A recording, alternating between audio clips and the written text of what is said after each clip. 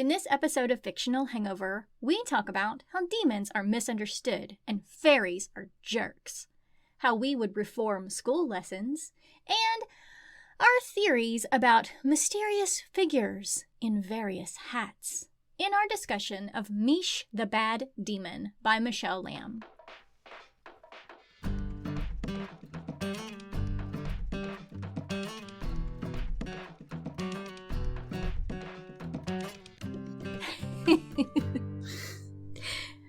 Hey everybody, welcome to Fictional Hangover, a podcast about young adult and new adult books, series, authors, and voice actors that is full of spoilers. I'm Amanda.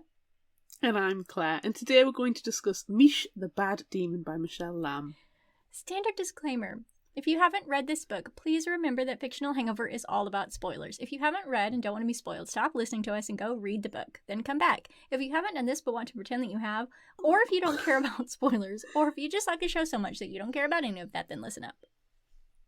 I feel like my Kermit is a bit more justified because I'm going green today. You are. You're very green today. It's not easy being green. No. It's not easy being red. You're red. I'm red. Oh, we could play red light, green light. We could. Or we could be Christmas. Oh, no. Demonic No. Christmas. I can't do another Christmas thing in July. It's fine. No. No. But what if it's demonic? Oh. Yes. That's not Christmas then, is it?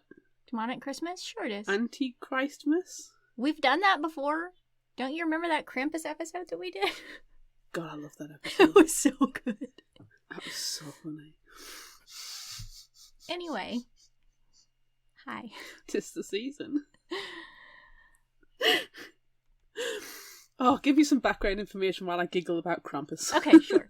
So I read an interview on youngentertainmentmag.com with Michelle Lam, and she talks about her favorite part about creating a graphic novel and says that it's always getting to the emotionally tense moments. She says she feels like conflict and disagreements are big parts of life, and although they may feel negative in the moment, she loves when there are positive outcomes from it. Then she goes on to say it's always fun to create a story and fantastical world, but the emotional core reminds us that we've all experienced something similar in our own unique life experiences. It's fascinating to me how, although we live different lives, one shared story can still make others feel like they've been there before too. And I think that's really cute. That's really sweet. Yeah. And it leads me to some other thoughts, but we don't need to have those until after, we've done the summary and are discussing it, but... Discussion thoughts. Yes. Discussion thoughts. Are we going to remember them this time? Probably not. I feel like we talk about, we'll talk about this in the discussion, and we never do. We're going to have to actually make notes. I might actually have a note this time. We might actually get around to it. I know. I'm just going to stick post-it note. I'm going to get a pad of post-it notes. Yeah. And every time I do this, just stick it to my forehead. Yeah. And then see how many I can get on. I mean, I have, I would say a 5-finger forehead. I could get a few on there. Yeah. Anywho, what? Do you have any initial thoughts? I first read this back when we did Angels and Demon Month. Yes. When did we do Angels and Demon Month? I think I've kind of put it out of my mind. It was only a couple of months ago. Yeah, as was well. that July? It was June. June? Yeah, June. July was road trip. Road trip. That's why I put my hand on my forehead again, not measuring my forehead, fair, but covering my shame. You did travel hours. And hours. I did. And thousands of miles in your road trip. I did. I really did. You had the ultimate road trip. I did. No, we did Angels and Demons back in June. Yeah. And goddamn, those books. But come on, White Hot Kiss lingers, and the more you think about it, the more you're like, this book is stupidly fun. If we do a bad book month, we're doing book 2. And 3, let's just get it out there. But I read this one because I thought it was cute, it has a demon, and it is not Fallen. which I feel still mortally offended by. And this is just cute. And I remember saying to you, it's cute. Yeah. And then I probably went, And, yeah, but... insert eye roll here. Hang on a second, though, Amanda. We love, on Fictional Hangover, a cute graphic novel. We do love precious things. Precious graphic novels are the most sweetest thing that we do. Yeah. Fiction, give us the grotesque horror, you know? Yeah. But if you're going to give us a graphic novel, we want adorbs. Yeah. We want cinnamon rolls everywhere. Yeah, we do. You're right. You're right. And carrots everywhere. And garlic everywhere. Yeah. Of course. Two fluffy ears. Anywho, so that's my initial thoughts. I first read it back a couple of months ago as an antidote to Fallen. Yeah, my initial thoughts were going to be something similar about how you tried to force this one on us and then we decided to do something else instead. So here we are, covering it now.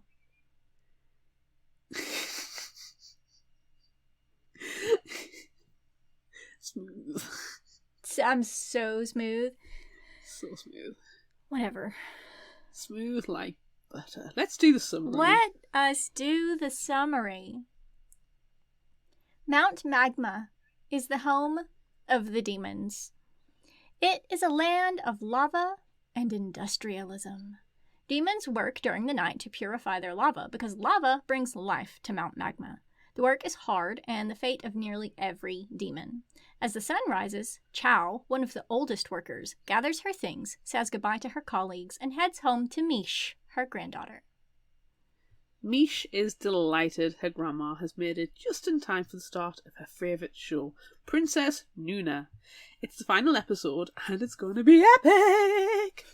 Princess Nuna is a crime-fighting fairy from Humera City, and one day Meesh is going to visit and learn everything about fairies.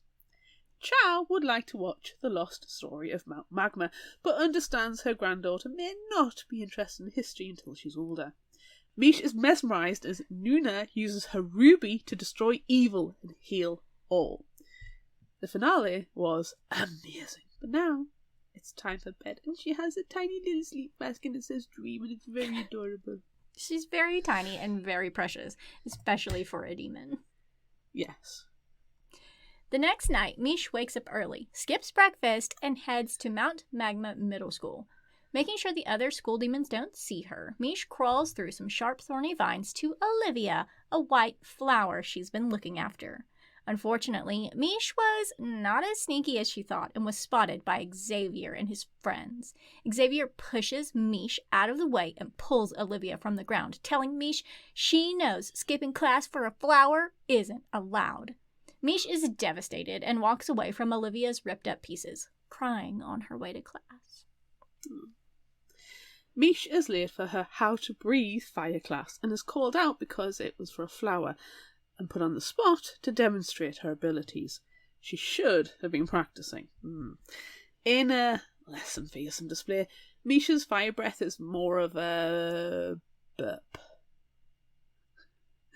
And it just makes everybody laugh really long, really loud. Xavier has been practicing, and his fire breath is most impressive. The school bell rings, and in her next class, again, Meesha's display of demonic powers isn't great. Her acid puking is non-existent. She gets stuck in a tree in horn sharpening. And the look on her face is just amazing. Yes. She's so fed up. Her night vision is far too bright. I like that panel She gets too. burned during lava moulding. All in all, it's not a successful day. It's not a successful day, but my goodness, do I love her night vision, that night vision panel, because her eyes are open really big and it's just like flashlight Full beams coming out. beam, And everyone's honestly. like, ah. Later, back at home, Chow finds Meesh sulking on her bed. Chow tells Meesh there are times she doesn't feel like she fits in either, which is astounding to Meesh because her grandma is literally the coolest grandma ever. Chow explains when she first started to work at the lava treatment plant, she was the oldest and the oldest female, and it took a while before the other workers believed she was capable and accepted her. Chow knows she still doesn't fit in, but she's okay with that. Mish never knew her grandma felt that way. Chow tells Mish being unique is not a bad thing, and she likes it, and one day Mish may feel the same way. Letting Mish sulk for just a little bit longer, Mish lies back and wishes she could be just like Princess Nuna. I like when Chow leaves, she's like, you can keep sulking, but not for much longer. But she's giving her permission. It's like, you go ahead for just a little bit more. Exactly. You feel your feelings, but don't let it drown you. Yeah. And I think that's perfect. Yeah. The next night, Chow waves Mish off to school. The walk is somewhat eventful. Some demon boys puke acid at each other. You know, demon boys are just gross. Yeah, they are. 2 classmates get their horns tangled, which Mish tries to help with. A one-eyed cat Mish tries to pet hisses at her instead, and a plate of eyeballs and entrails totally grosses her out. All of this means Mish is late for school. Again. Xavier is waiting at the entrance for her because the teacher sent him to look for her. Xavier tells Mish she's going to fail while everyone else is working hard, and then he spots a fairy figurine poking out of her backpack. Xavier pulls it out and the two get into a fight. Xavier calls Mish a disgrace to demons while Mish shouts, "I'm not a demon!" They push and shove at each other, fighting for the fairy figurine until they reach the hillside and Mish goes over the edge. Realising what has happened, Xavier runs back to the school for help. After rolling, skidding, and bouncing down the hillside, Mish lands next to a lava stream and some three-eyed frogs on a lily pad. As she dusts herself off, she finds her fairy figurine, and it's still intact. Whew. As Mish is getting ready to leave, she hears a small demon boy cry out to his mom about some glowing goo he's found. The demon boy picks it up, and his mom snatches it from his hand, but it's too late, and they start turning to stone. Understandably, Mish is freaked out and runs for help. Mish reaches a group of older teen demons and shouts at them not to touch the green stuff because it'll turn them into stone, but they aren't scared of a little dirt. What looks like a landslide with green goo gushes toward them and turns them to stone. Mish runs to the lava treatment plant and sees the landslide is taking over Mount Magma. Demons are turning to stone everywhere, and it's not much better in the plant. Workers everywhere have been affected. Chow is on the ground, being consumed by the stone, and shouts to Mish that the lava is poisoned, and that she needs to find help, so she needs to be brave like Princess Nuna would. On the ground, next to her grandma, Mish spots a necklace with a fang-shaped green gem, and picking it up, she tells her grandma she loves her.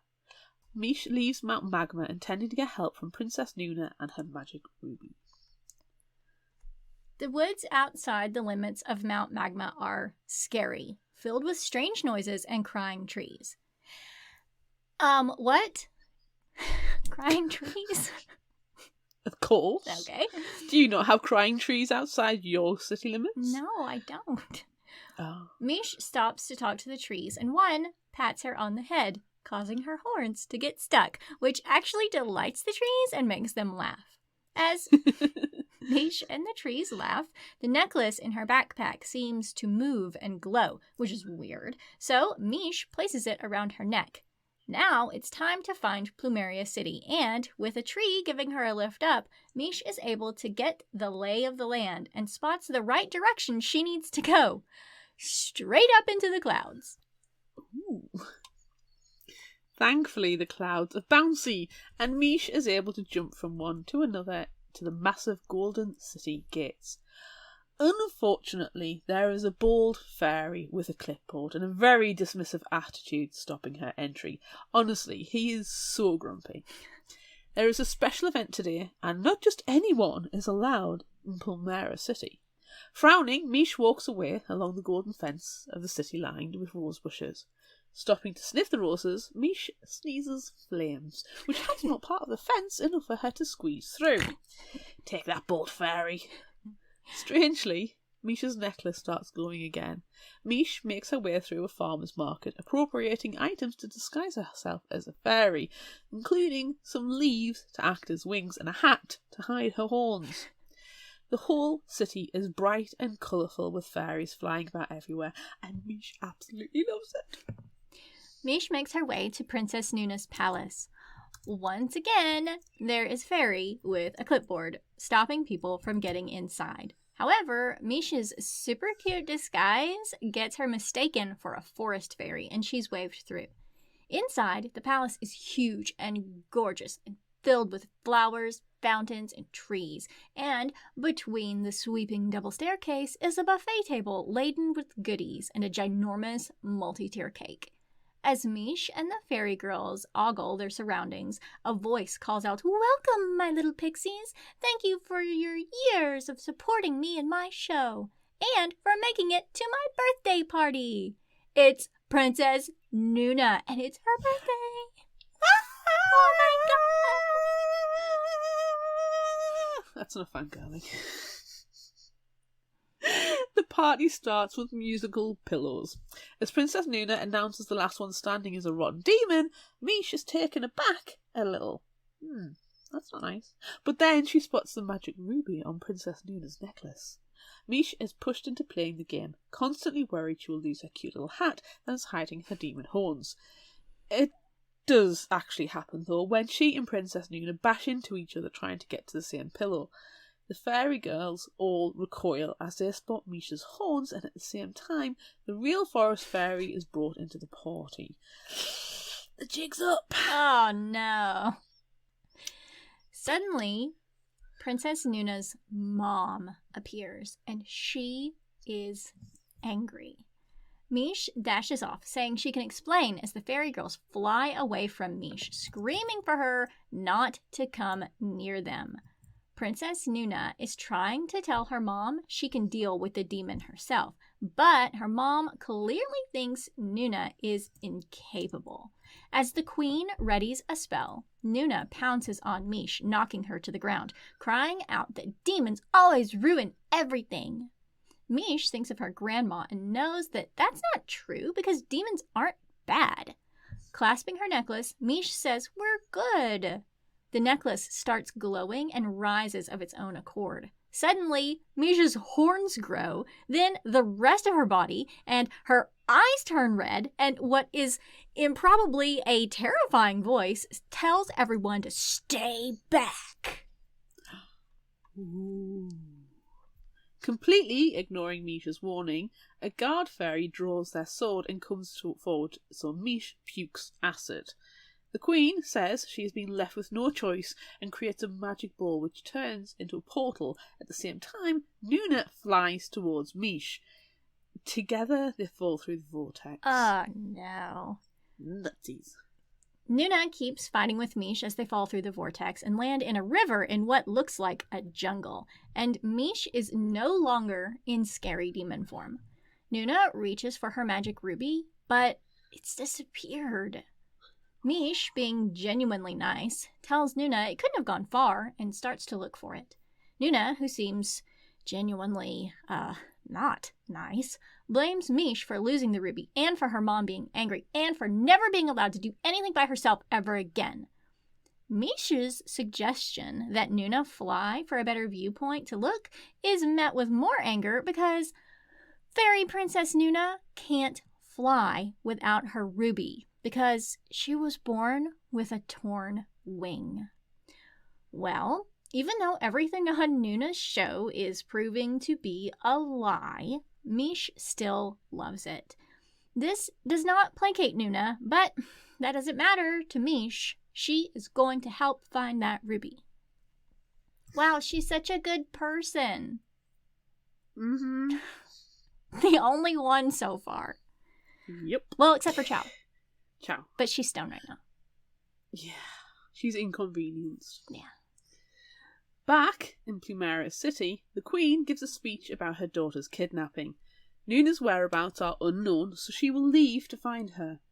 Meanwhile, Mish and Nuna have found a dark and scary cave, and it's squishy. Well, demons can shine light with their eyes, so Mish heads further in, and as she does so, pulling Nuna along, her necklace begins to glow again, which is good because the light helps them spot a giant, I can never say it, Uvula. Uvula. I can never say it. And I've got fangs say in it with a makes it even U. harder. Uvula. I know, but I can never say it. And I've more wanting to put the bloody word in. Her necklace begins to glow again, which is good because the light helps them spot a giant uvula. They're in a mouth! A rumble starts. The uvula begins to wiggle and the ground starts to move because it's not the ground, it's a tongue. Mish grabs Nuna's hand and pulls her toward the uvula and they hold on. Throughout, Nuna is being horrible, blaming Mish and demons for their predicament, which is the most upsetting thing to Mish, who never believed her hero could be so mean. Mish cries herself sick and pukes acid all over the giant tongue below, which causes the creature to poot them out. Look, it's really difficult to determine what orifice they're coming from in this panel. You hope, but it doesn't look. Yeah. Luckily, Mish's necklace causes her to transform again, and holding Nuna, Mish flies. The creature behind rears up, and it looks like a really derpy pufferfish. Unfortunately, Mish has never flown before and doesn't normally have wings, so they crash. Electricity then charges between Mish's horns, which she directs toward the derpy pufferfish. The zap makes it shrink, and it swims off to live its best derpy pufferfish life. I love that little guy. Well, what the heck just happened? I mean, no idea. What? That was surreal. But okay, let's go with it. It seems, though, that every time Misha's necklace glows, it gives her the power or ability she needs at that time. Convenient. Well, that's very convenient. Regardless of how, Nuna is grateful and actually thanks Mish. Finally, Nuna listens to Mish and she's able to explain what happened at Mount Magma, how she got the necklace, and why she came to Plumeria City. Well, Mish saved Nuna, so maybe Nuna can help save Mish. So, they just need to find the ruby. Great. You have a plan? Kind of? Yay! Yeah-ish? It's a goal, it's not a plan. Right. Meanwhile, in Plumeria City, the palace guards are clearing up the mess from the party. One guard, however, seems to be up to something. He ducks out to a secluded place and makes a phone call to a mysterious woman in a large hat, veil, and sunglasses. He reports that a demon broke into the palace and was sucked into a vortex with Princess Nuna. The mysterious woman is not impressed, but what's done is done, so long as the guardian keeps out of it. Nervously, the sneaky guard tells the mysterious woman about Mish transforming. Well, of course this would happen, but for now, the mysterious woman instructs the sneaky guard to let the queen take care of the demon. Back in the jungle, Nuna asks Mish to teach her to fly once Mish gets the hang of it. And Nuna is forced to confess that all of her show is fake. Oh. It doesn't matter because Mish still loves it. As they talk, a city comes into view, but it is in a valley and still some distance away. Magic Demon Necklace to the rescue!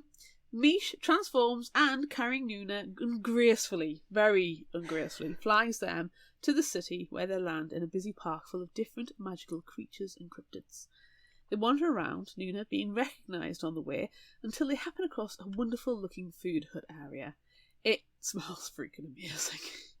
And the desserts, oh my god, they are so drool-worthy. The cute seller in a baseball cap and the fluffiest little doggy ears introduces herself as Chai and invites them to sit anywhere. Mish notices someone in a hoodie drinking a bub lava, the famous Mount Magma drink, so Chai offers to make one for her, and Nuna will take a cupcake. Nuna tries the bub lava and really likes it. Chai overhears them talking and asks if Mish is a demon from Mount Magma because her other customer is too. Chai ran into him in the forest, and he's been really quiet. Mish approaches the demon in the hoodie and discovers it's Xavier. They're shocked to see each other. Xavier doesn't know what happened at Mount Magma, and as both Mish and Xavier become sad again, Chai offers to help. She has food and shelter and is happy to share. In a camp in the forest at night, Mish explains what happened at Mount Magma and her adventure so far. Nobody is talking about what happened at Mount Magma at all. Is it that they don't know or don't care? Chai tells Mish she came to the right place and that they'll help figure it out. Chai tells them that her family were forced out of their home too, and perhaps it's linked to what happened at Mount Magma. Nuna tells them she needs to find her ruby because it has magical powers that may help. Chai has never seen a fairy ruby, but does have an idea where they can get one. With a loud "Ow!" Chai calls a pack of wolves and transforms herself. She's part wolf. Mish, Nuna, and Xavier hop on the backs of wolves, and at great speed they run through the forest to the top of the hill. As they go, Mish's necklace glows and she transforms, wings spread. Nuna encourages Mish as she wobbles a bit. Mish swoops down, grabs Nuna, and helps her try to fly herself. It's not easy, and she is also very wobbly, but Nuna starts to fly. The race to the top of the hill is on. The view from the top is beautiful. Chai tells them they are in Ponderosa now, where all types of creatures live together. Plumeria City can sometimes be seen from up here, but it's too foggy to see Mount Magma. As Mish looks at the vista, she spots a familiar building from an episode of Princess Nuna. It's all jagged and looks like rocky outcroppings merged together to form a building. Chai says it's the city's museum, filled with lots of old stuff and artefacts. An artefact like a fairy ruby. Stealing might be bad, but they do need to get it back.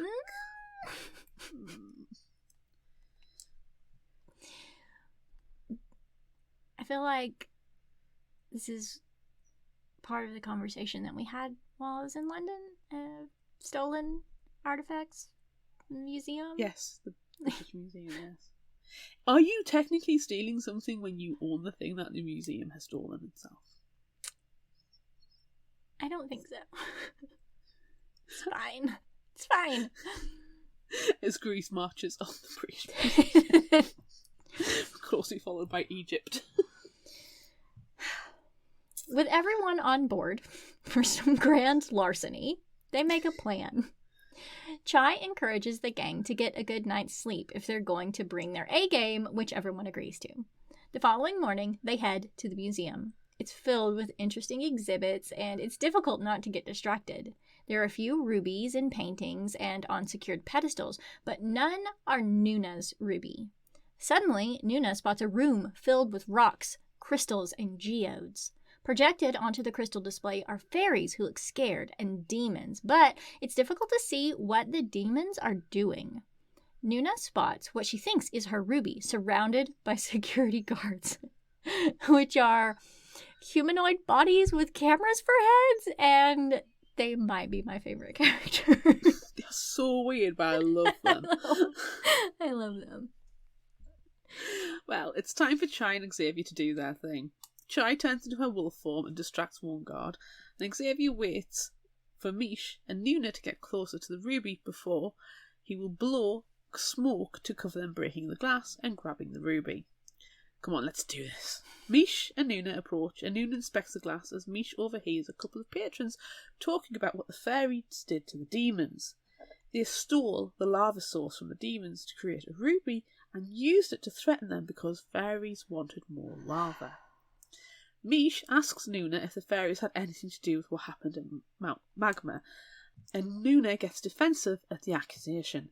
Given the history between demons and fairies and the way Mish was treated in Plumeria City, it's not unwarranted to ask. Mish gets upset and breathes fire, making the security guard raise the alarm. Xavier, thinking it's a signal, starts breathing smoke. Mish spots Nuna's ruby and uses the confusion to headbutt the glass, smashing it and grabbing it. Grasping her necklace desperately, Meesh wills it to transform her so she can fly. But nothing happens. Nuna shouts at Meesh to stop and shoves her, causing the ruby to drop. Nuna demands her ruby back and accuses Meesh, saying that they were meant to do this together. Meesh counters that she thought she could trust Nuna. In sudden and dramatic fashion, the Queen arrives and uses a spell to trap Meesh, Nuna, Chai, and Xavier and tows them out of the museum as it's being evacuated, while the obviously evil, sneaky palace guard watches it happen. Ooh. In Plumeria City, the Queen has let Nuna out of the holding spell to explain herself, but left the others inside what now looks like a big pink prison snow globe. Nuna tells her mother she is the one who needs to explain. The Queen tells Nuna the ruby never left the palace in the first place. It was left behind when she fell through the vortex, and the museum was a trap to get her back. The Queen clearly does not have any faith in her daughter's judgment or abilities.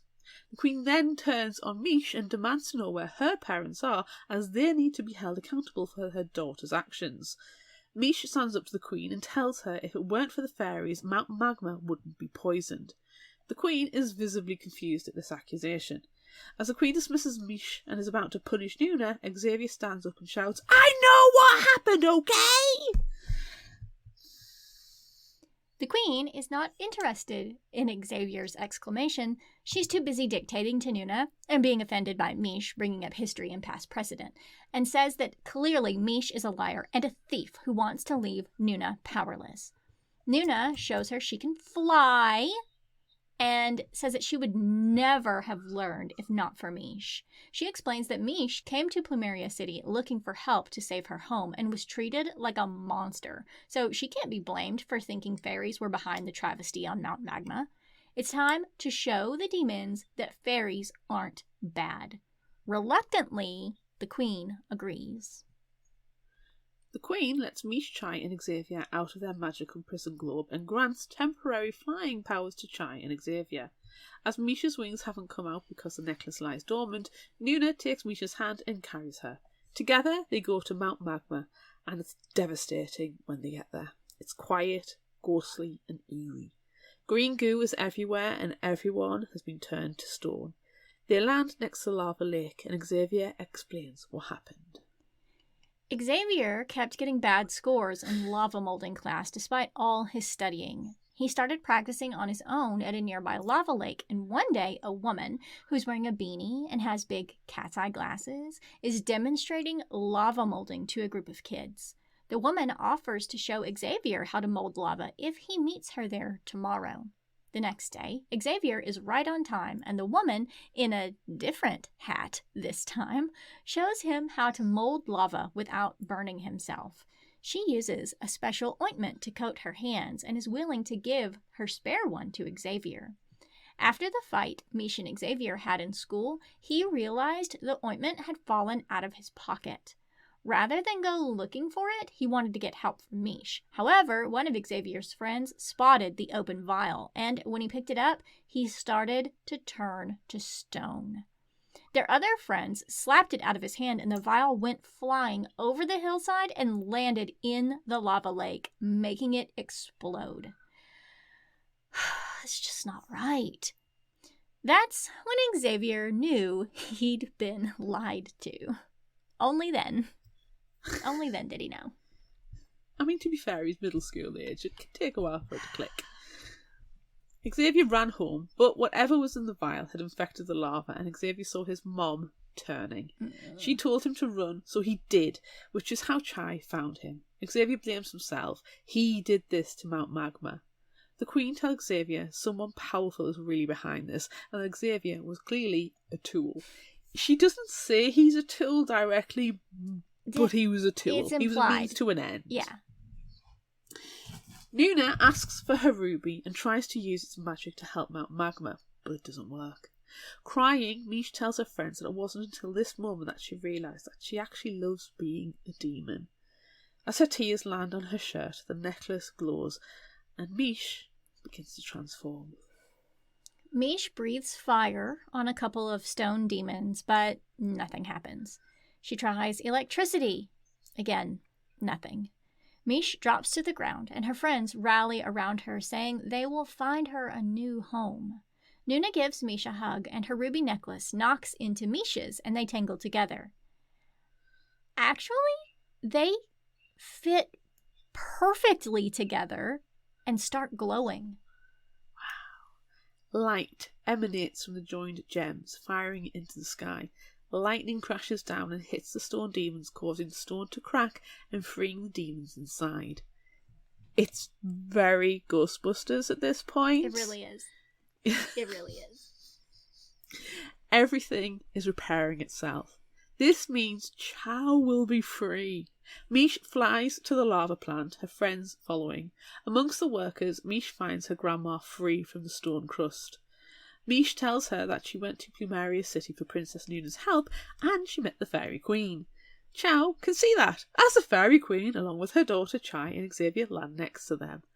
Chow has a pretty cute fangirl moment with Princess Nuna. Nuna tells Chow that Mish is a hero who admits she couldn't have done it without the Fang necklace. Chow, looking extremely sheepish and to everyone's absolute astonishment, admits that she probably should have told Mish sooner that she's a guardian of Mount Magma.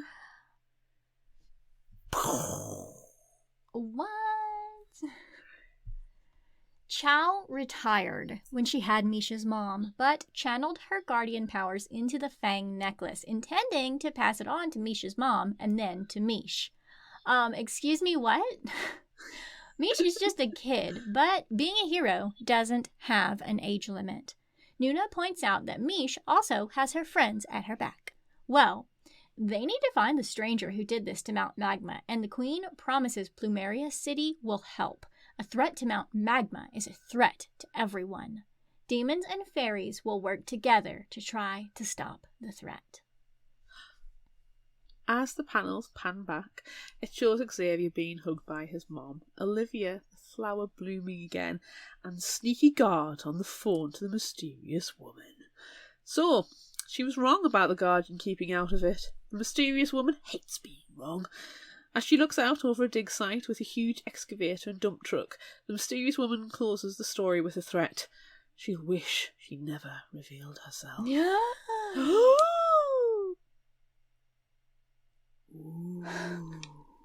To be continued. Cliffhanger! Oh, how fun. That was good. That was very good. Very precious. Let's go get a bablava. Yeah. While we have a promo. Hi there, I'm Volley, one of the hosts of the Reading Queens podcast. If you love books, fandom discussions, and having a good time, join your new internet friends as we take on such topics and more. Hosted by a group of published authors, Reading Queens is a podcast for every book lover. Every week, we get together to blab about our favorite books, why we love them, and the book boyfriends we wish were real. You can find the episodes on Apple, Spotify, Google Podcasts, and other platforms, with a new episode launching every Wednesday. Thanks. Now back to the show. So what are your standout moments? I mean, the whole thing is together is just adorbs. It's very cute. It's really very cute. But like I had some feelings about it. Ooh, tell me. There was so much bullying. Like the teacher at demon school was even a bully, and I hated that. Yeah. I hated it. What teacher sends another student to go and find out where a student is? Yeah, especially the student who's a giant bully to the missing student. Like, why would you do that? That's just a fight and a tumble and a stone turning ointment in the lava waiting to happen. I'm not defending Xavier, but I don't know if he's as bad as first impressions at the school make it out to be. Because what he says to Mish about she isn't trying when everybody else, she's going to fail because she's not trying, It's like he's telling her, you need to start putting some effort into your schoolwork because everybody else is, and it's not fair on them, and it's not fair on you. He just doesn't know how to say it appropriately. And I'm not saying he should get into scraps with her. I'm not saying he should mess with her personal property. But I do think Xavier's trying in some way to try and get through to Meesh and give her a little bit of a reality check, but he's doing it wrong. Yeah, he rips up a flower and destroys it right in front of her. Demon don't like flowers, perhaps? That, because even the teachers who, again, not defending them, but, you know, they're like, you're late for school because of a flower. I mean, to be fair, that is a terrible reason to be late to school. It's a terrible reason to be late to school, but still.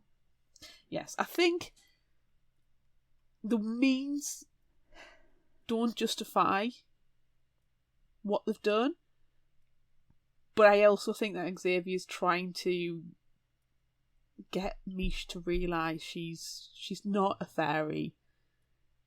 She's a demon at school, and she needs to do her homework. Yeah, but we probably could have done it in a much better way. But yes. Again, I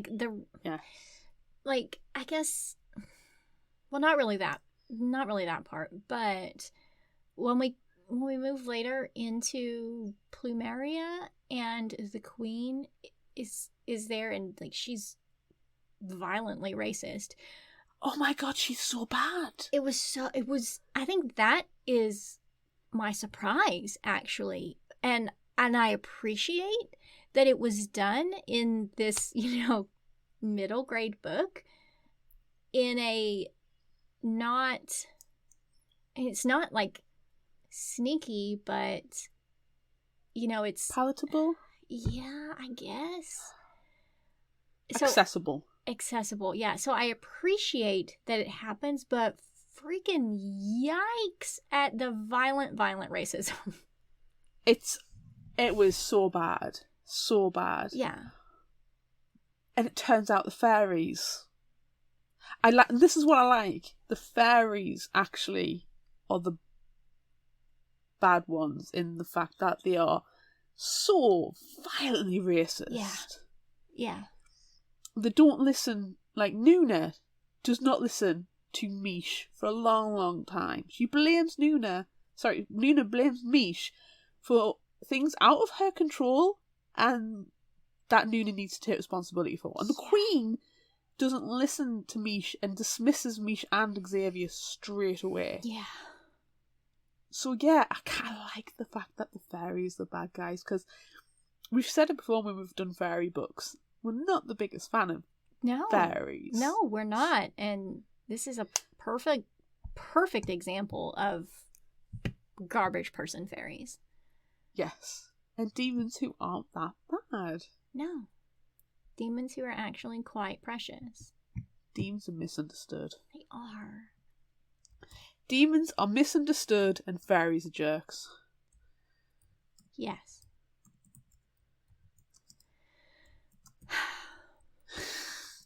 I really did like Demon School, though, especially those panels where Meesh is failing horrendously at all of her tasks.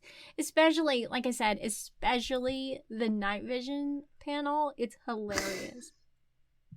I do enjoy that one. Yes, I would like to go to this demon school. I would like to learn acid puking and fire breathing. Yes. And night vision. Yes, they're all so good. My favourite was the horn sharpening. And she's just dangling by the horns from the tree branches. Just the face is just, ugh, my life. But why is that even a class?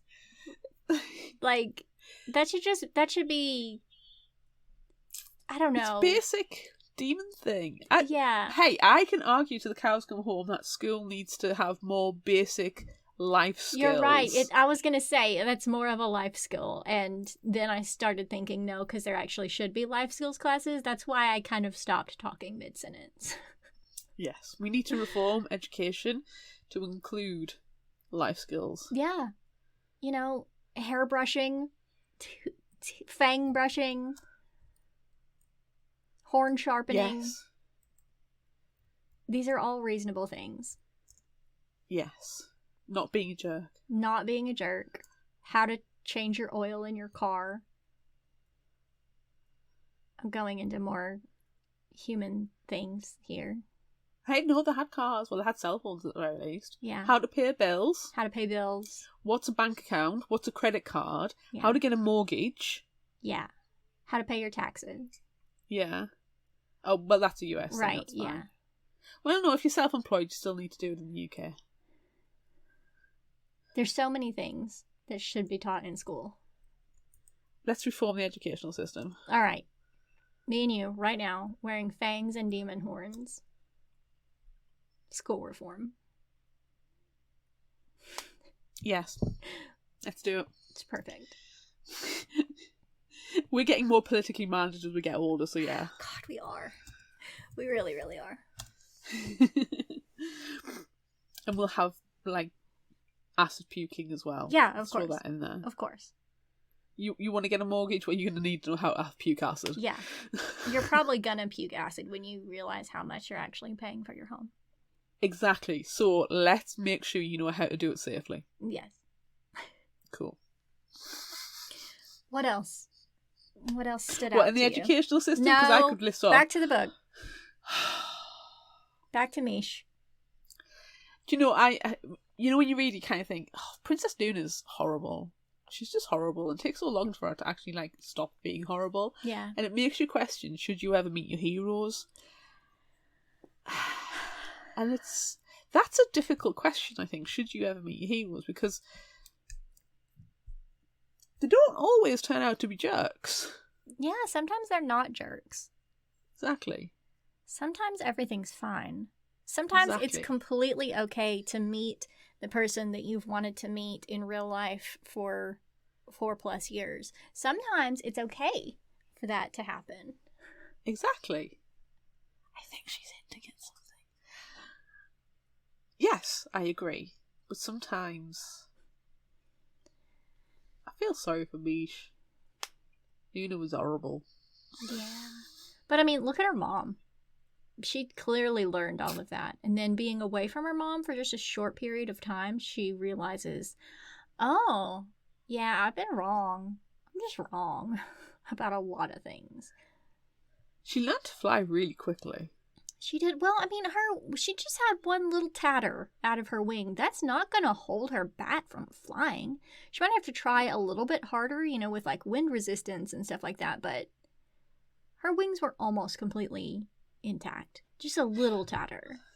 That's I was thinking the muscles must have atrophied. The wing muscles must have atrophied. But then, if she's been using a ruby to help, well, the ruby's probably just offered the stability, and her wings have been doing it, but now it's just a mental block, and her mother's voice in her head going, "You can't do it. You are incapable." Yeah. Her mom's Bad the worst. Mom's horrible. Yeah, Bloody she's... fairy queens. I think instead of a favorite character this time, I just have a least favorite character. It's the mom, and she's garbage. She's absolute garbage. But the grandma's not. No. So, like, Chow loved Chow. I loved She was Chow. so supportive. And so I also... nice. I really liked Chai as well. Yes.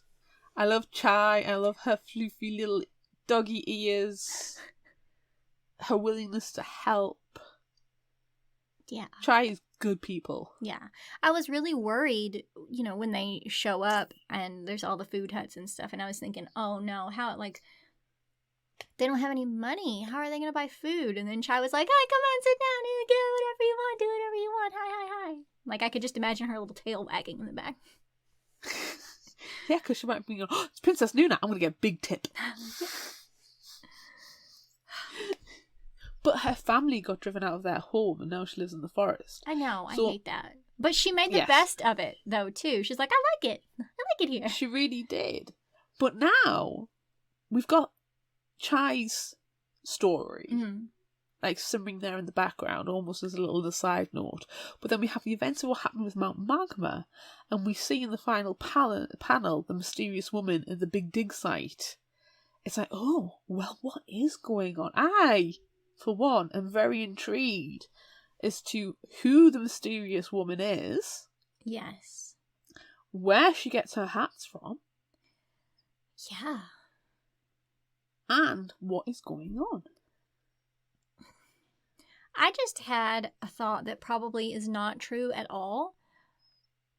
But what if it was Misha's mom? Because Misha's mom isn't in the story at all. I was wondering about that. There was only one brief mention, and it was Chow saying, yeah, I was going to pass this on to your mom and then to you. But she still has it? So that means she didn't pass it on to Misha's mom. Exactly. So where is Misha's mom? Wearing a hat. Wearing a selection of hats. Because it's quite obvious that the woman who gives the vial to Xavier is the mysterious woman. Right. And she's wearing hats. Similar to Mish, when she put on the straw hat and was mistaken for the forest fairy to hide her horns. Yeah. There are other creatures and cryptids we see. Yes.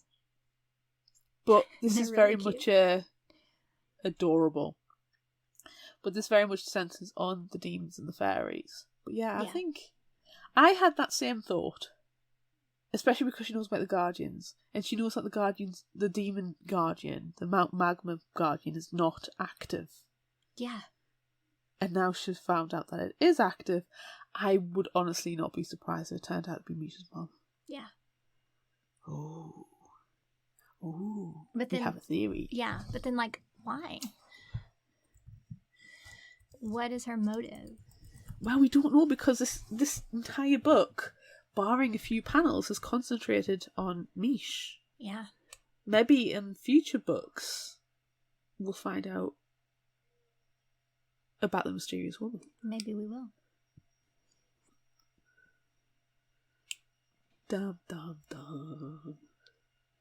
I think this is a good time to move to Would You Rather, actually. I think so, too. Pew, pew, pew, pew. Would you rather? Pew, pew, pew, pew, pew, pew, pew, pew, pew. Pew, pew, pew. So we asked on social media, and we asked this one a little bit late, so thank you to everybody who did join in on the questions because we did have a schedule change. We asked, would you rather infiltrate a celebrity's birthday party or rob a museum? And on Facebook, 70% are infiltrating the party. Instagram, 60% are infiltrating the party. Twitter, can't decide, 50-50. And on TikTok, slightly more, with 51% infiltrating the birthday party. But let's face it, when you got 51-49, it's pretty It's so much close. an even split. It's so close. And we do have a few comments. Drew on Facebook said, I have to say robbing a museum seems like a lot more work than sneaking into a party. Constance on Facebook said, depends on the celebrity. I bet PC Cast or Florence Pugh would throw awesome parties. We did get back to Constance and say if PC Cast was to host a party, she'd be on the guest list, so she's hardly sneaking in there. Right, I know. I feel like we all would be we would all get special invitations to PC waltzing Cast. up the red carpet for it, Yeah. Bree on Facebook said, rob the museum. Maybe I'll get my butt handed to me by Lara Croft or Indiana Jones. And it sounds much cooler when telling prison stories. The other makes me look like a creepy stalker. Glim Glam Jen on Instagram said, I'm robbing a museum, but I'll wear a cat burglar suit, night vision goggles, and a few scrunchies. I'm also bringing a cat to release. She's so precise. I love Glim Glam Jen's response. Me too, so much. They get better every week, too. It's fantastic. Are we just going to hijack Glim Glam Jen's response and say that's what we're doing? Yes, I think that's fair. Also, I'm robbing museum, by the way. You know what? Hello, I'm British. We have precedent where we just go to places and just steal stuff. Right. And put them in our own place things and just don't give them back. Yeah. No, I like Bree's response. Like, it's so less creepy to rob a museum than to sneak in to a party. Plus, I've seen the Sandra Bullock Oceans movie, and I'm like, yeah, can we do that, please? Let's go and rob the Met Gala. What I want to know is, can I dress up super incognito and sneak into the birthday party. Because, like, Mish kind of did. You know, she was mistaken for a forest fairy. So, like, can I just cosplay as someone else and sneak into the birthday party? Amanda, I am not going to tell you no. Of course I'm going to say yes. That's a dumb question. I know. That's what I want to do. I feel like there's a smaller chance of me, you know, like, being thrown into prison, sneaking into a birthday party, than robbing a museum. Sneaking into a birthday party is not grand theft. No. However, I like the idea of grand theft, but I'm going to do costumes as well. I'm going like the Sandra Bullock Ocean's movie. I can't remember. Is it Ocean's 12? I don't know what it's called. That with costumes. Yeah. And you know, gonna go full thing. Yeah. Full. Yeah. I'm just gonna walk in, buy tickets, look at the exhibits, and go, "Oh, look, there's the ruby," and headbutt the glass. I'm not doing that. That's too tame. Yeah. Okay. Next question.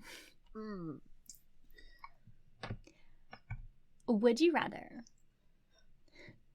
breathe fire or puke acid? This is really difficult because either's pretty cool, actually. Yeah. But I'm going to go for breathe fire because it's a classic. Yeah. I'm going to go puke acid because it's not classic. But, like, I feel like it was so funny, those panels when they were puking acid, because they all had, like, little bowls, and they were just, like, into the little bowl, like. I think it would be better if you could, like, projectile vomit the acid. But still, she does projectile vomit the acid, though. In later panels, she does. When she's in a scary demon form, she is able to projectile. That's true. They're little balls with the I know. Through. They're just. No, I hate vomiting. I hate it. That's what I'm doing, though. Because why not? I'm going to make s'mores with my fire breath. Because I have graham crackers now, or graham crackers, depending on how you want to pronounce it. You do. And you also have a little tiny s'mores kit. Yes, I'm very much excited. I'm looking forward to using that. Whoa. Next question. Would you rather be BFFs with a fairy or a wolf? Who are you going to be BFFs with? I'm going to pick a wolf so I can boop at Snoop. Yeah. Boop Snoop. Yeah. I think I'll probably pick a wolf too. I just like Chai too much to choose any of the fairies, because the fairies were all jerks. All garbage. They were all jerks. Yeah. So I'm gonna go with wolf. Yes, especially if it's Chai. Yeah, definitely. Chai.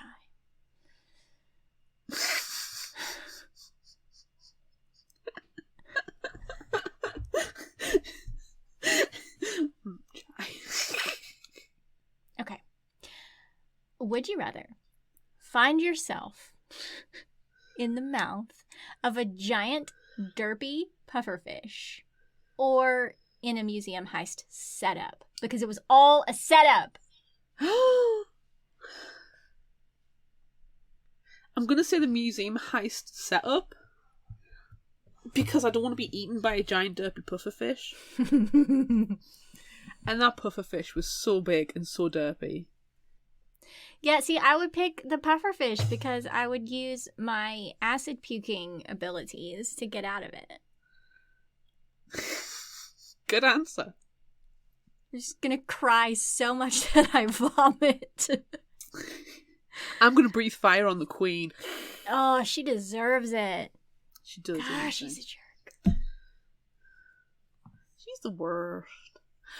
Would you rather have the fairy ruby or the demon fang necklace? Demon fang necklace. This is not a question.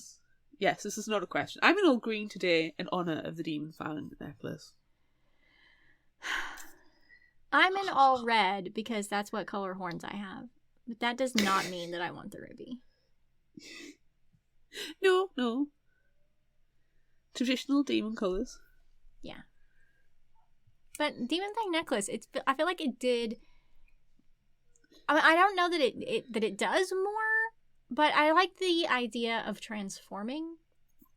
It's got guardian powers in there. That's gotta be big. Yeah, and like the fairy ruby, I mean, I guess we really only saw it in action in the TV show. Yeah. And we also know that it helps her fly, but I don't know. Is it really that powerful? Because it helps her fly, but doesn't...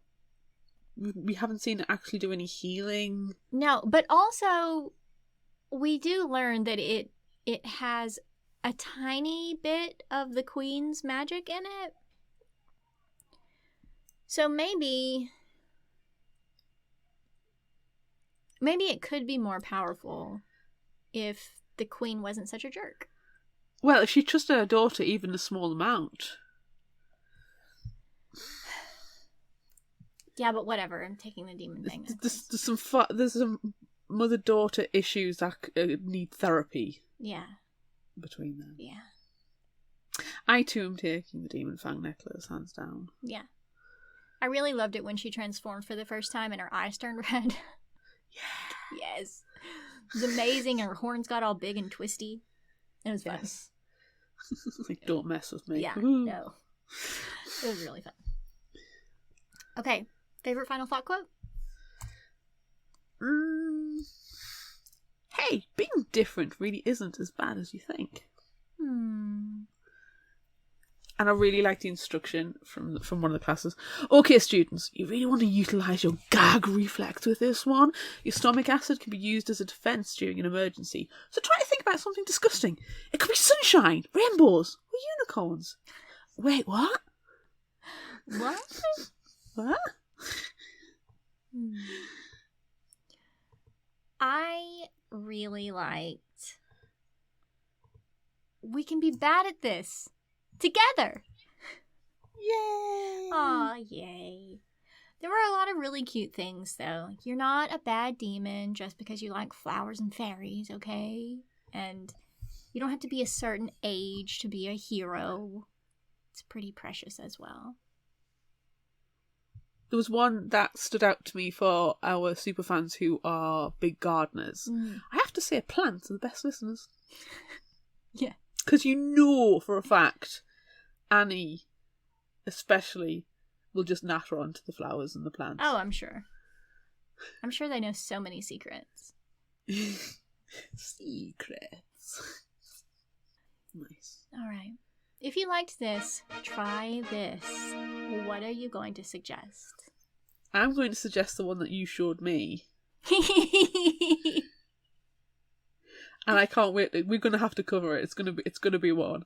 Rickety Stitch and the Gelatinous Goo. And volume 1 is The Road to Eppley, and it's by Ben Costa and James Parks. And it's described as The Hobbit meets Adventure Time, as a singing skeleton searches for his origins in a full cover graphic novel.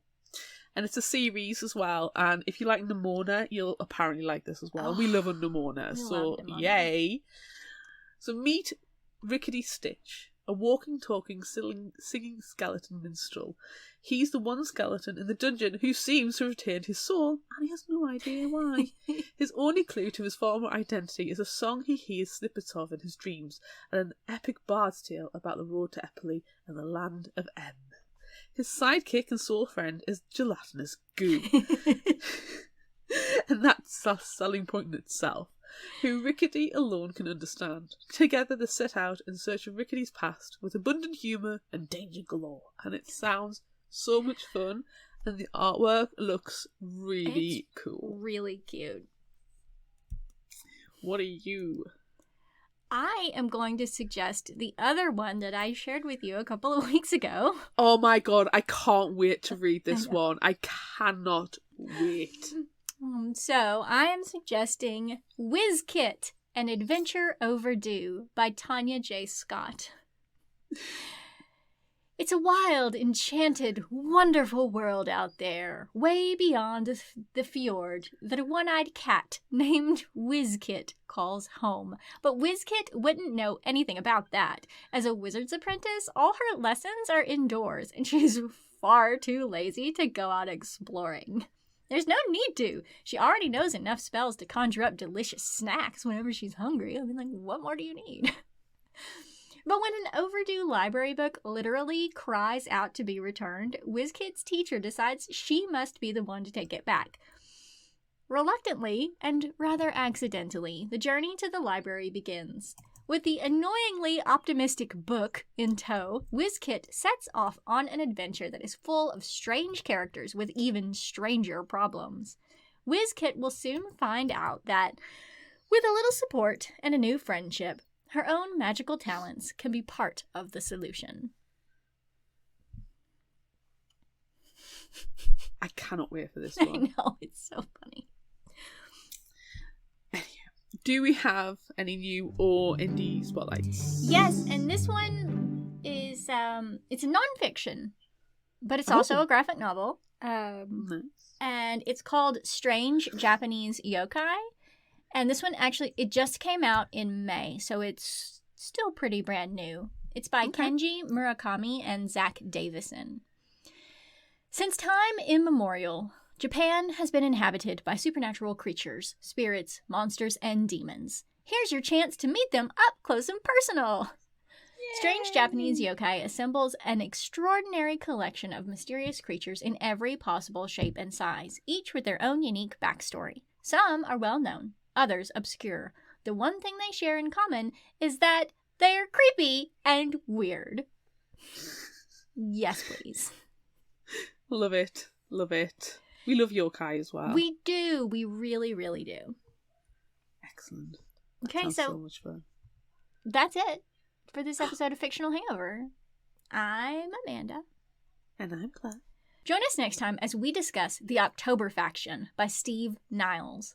Look out for our Would You Rather polls on social media. Don't forget about our book club and monthly challenges on Facebook. Be sure to visit our shop on Redbubble at fictionalhangover.redbubble.com for all your favorite Fictional Hangover-themed merchandise, and become a patron of ours on Patreon at patreon.com/fictionalhangover. Until next time, remember, the only cure for a fictional hangover is another book.